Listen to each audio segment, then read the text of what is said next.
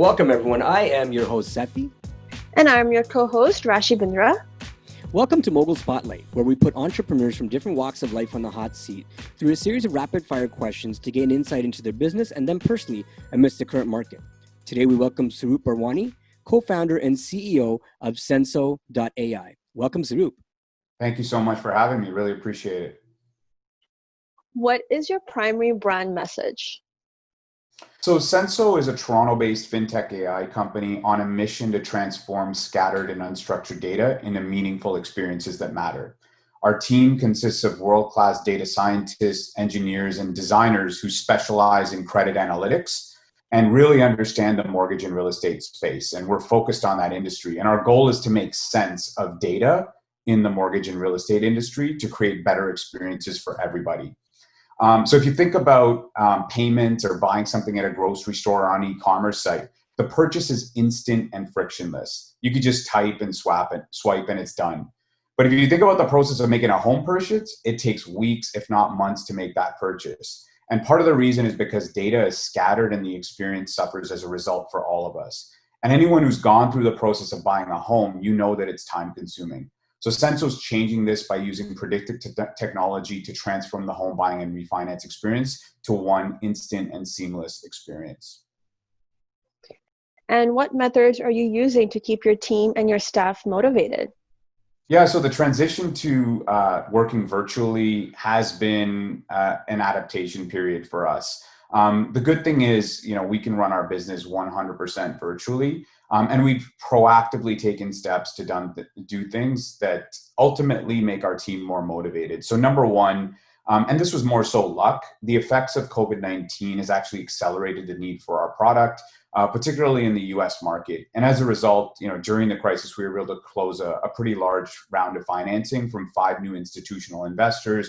We doubled our valuation, and this certainly contributed to a very high team morale during the crisis. We also recognize that our team members weren't necessarily, in the best state of mind throughout this time, and everybody was uncertain during this period. So we actually gave them more equity in the company just to make them feel more ownership in the company and the fact that they were working on something that was missionary and really kind of just running these weekly company alignment meetings to getting them more aligned on the mission got them excited during these tough times. And I saw that really make a difference. I'm very transparent with my team and we ran these weekly meetings, but we also had virtual socials, right? So all these new things like virtual games, virtual socials. My team plays poker online every Friday night. So, it's things like that that keep the team aligned despite us being in a virtual setting. So all that's worked really well for us. And how are you helping and giving back to the community during this time? So we're true believers. The founders of the company are true believers in giving back.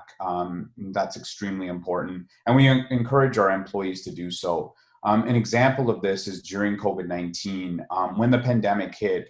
Personally, I was affected because my wife is a nurse at Toronto Western Hospital. And we made a conscious decision that me and my 2-year-old daughter would stay at my in-laws' place in Peterborough, Ontario, for a 2-month period while she was working at the hospital. It was a tough decision, but I felt helpless when the pandemic started.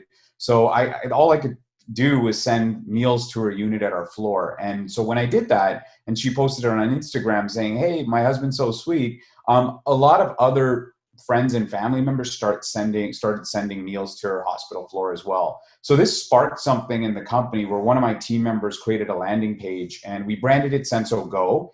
And it was all about raising money for frontline workers, but helping local businesses at the same time. And basically we raised $60,000 from the Toronto tech community, from family and friends, and from corporates. And all of that money went to local businesses who prepared meals and gift packages for frontline workers, and they delivered it to the hospital. We have thousands of pictures of frontline workers and nurses enjoying meals and gift packages. And this was another thing that really the team got energized about, and giving back in a way that also leveraged technology and building things that we were excited about.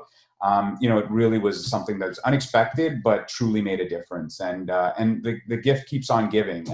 We keep on donating to the hospital, and many things have come out of that. what advice would you give other business owners who may find it hard to stay motivated?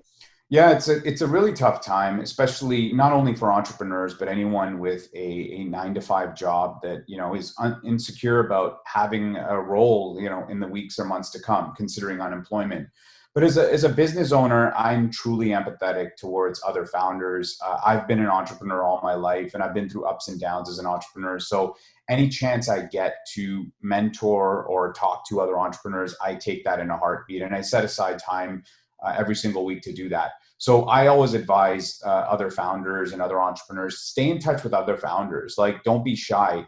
Founders want to help other founders. Entrepreneurs want to help other entrepreneurs, and we have that empathy. So definitely touch base with other founders, but also your mentors, people in the industry or in the tech community that want to give back to other entrepreneurs.